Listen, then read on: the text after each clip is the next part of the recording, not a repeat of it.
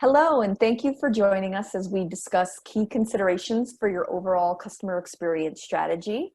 My name is Heather Timney, and I am the head of marketing at Satrix Solutions. We're a customer experience and employee engagement consulting firm. With me is Evan Klein. He is the founder and president of Satrix Solutions, and Steve Bernstein, CEO and founder of Waypoint, a software company for voice of customer platforms. Thank you for joining us. Thanks for having me here. I'm looking forward to an engaging discussion with Evan. Great. Yes, thanks, Heather. Thanks, Steve, my very old friend. Really looking forward to the discussion. Indeed. All right, let's jump in. Steve, what role does company culture play in companies that lead in the area of customer experience? And what should business leaders striving for service excellence be thinking about? Oh, that's a super interesting question, right? So, we started off life here at Waypoint as a consulting company, and we dealt with, or worked with our clients around change management all the time. As we pivoted over the last 5 or 6 years into software with Waypoint's Upbox, I think, Evan, you probably have a lot more to say about this. What I would add to this conversation about culture is this idea of, I had a mentor once tell me, Phil Moran at SAP. So Phil said, look, what's important to my boss is fascinating to me. So that stuck with me because what culture really at the end of the day is all about is demonstrating, a manager, whether it's the CEO or frontline manager and everybody in between, they need to be asking the right questions. So TopBox equips those managers with good metrics, the KPIs. We know that process metrics are super important leading indicators to driving the overall outcomes. Overall outcomes are lagging. Whatever the outcome is, by definition, it's an outcome, so it's lagging. Process adherence, right? Things like how deep and wide are our relationships inside key customer accounts? How big is our footprint? How much white space do we have? What percentage of our customers are truly with us, right? So if we have 100 accounts, maybe 20 key persona or contacts inside the accounts, right? That's 2,000 people. Out of those 2,000 people, what percentage of them are promoters, right? And what are we doing to improve that rate? Customer acquisition cost. Are we activating promoters to drive down CAC? So some of these metrics, super important.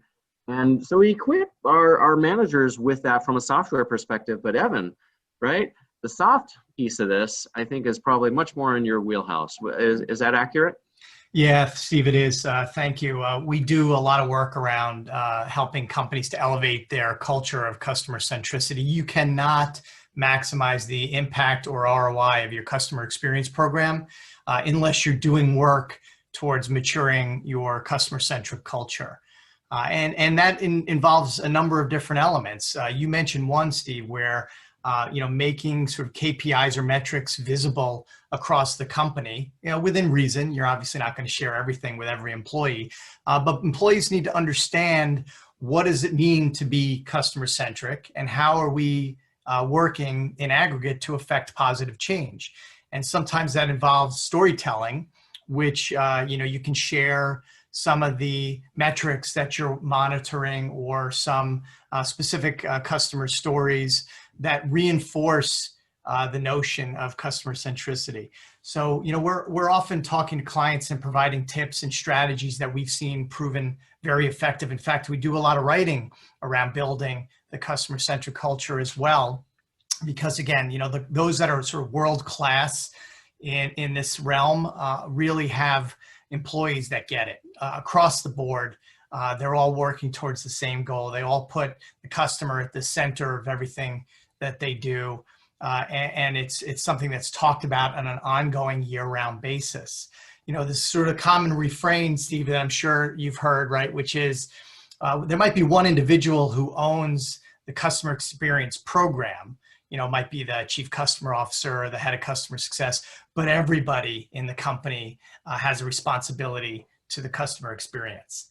And that notion of getting everyone on board through storytelling, through rewards and recognition programs, through training, all of the different ways, through sharing examples that lead to, revenue or profit growth. All of these things work in tandem to, help employees understand the possibility and the implications for doing this. Yeah. I mean, one of the things that you just alluded to, super important, right? I mean, people always say you can lead a horse to water, but you can't make him drink. I mean, but what you can do is sow the oats, right? Sort of, you can make him drink essentially by sowing the oats. So we have a software platform that can surface bright spots. What's working really well? You got to have a strong program leader or capability, to your perspective, right? Or to your point, that surface that bright spot, tell the story, put the players in lights, right? I mean, I know, right? Such an important element of telling those stories about what's working and what the, right? How it's great for you as an employee and the customer, and right, all that good benefits that come with it, right? But you got to tell the story, yeah.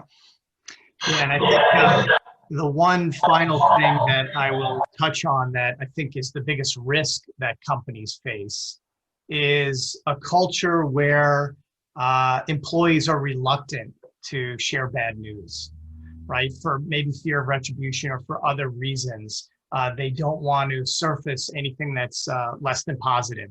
That is sort of the death knell for a company's trying to differentiate based on the customer experience. If you have a culture where people are hesitant in any way to escalate or rise up any negative feedback, that's a huge problem. So that has to start from the executive level and on down, right? Where that type of discussion is encouraged, that it's looked at as an opportunity, not as necessarily a problem, that there's a learning opportunity there. So that's of great importance as well. Super important. You're so right. You said earlier, feedback, that you subscribe to the mantra of all feedback is a gift. And yet, right, when there's negative feedback coming back, a lot of times the knee-jerk reaction is to shoot the messenger, the CSM. And you're right, it does take a whole company to drive a customer experience. Like, if the CSM could do it on their own, then what do we need all the rest of the people in this company for, right? So we got a whole company that has to do it. Let's all row in the right direction. If the CEO is firing bullets at people instead of encouraging resolution, remediation, right, that's going to be a problem. Thank you, Evan and Steve, for bringing your expertise to this thoughtful discussion. If you've listened to all 5 of these questions, you realize there's a lot of moving parts, right, Steve and Evan? Yeah, right. We do hear a lot, like how complicated it could be. It's just a survey. It's not just a survey. This, doing this stuff right requires a deliberate process to get trustworthy representative feedback that is moving in the right direction, that is changing appropriately. So we have software to help enable that, but coupled with what you guys do, what Evan's been talking about with consulting, super important. Evan? Yeah, thanks, Steve. And I think working with a number of different companies since our inception in 2009. We've seen a lot of really great things that companies have done and that we've helped them do.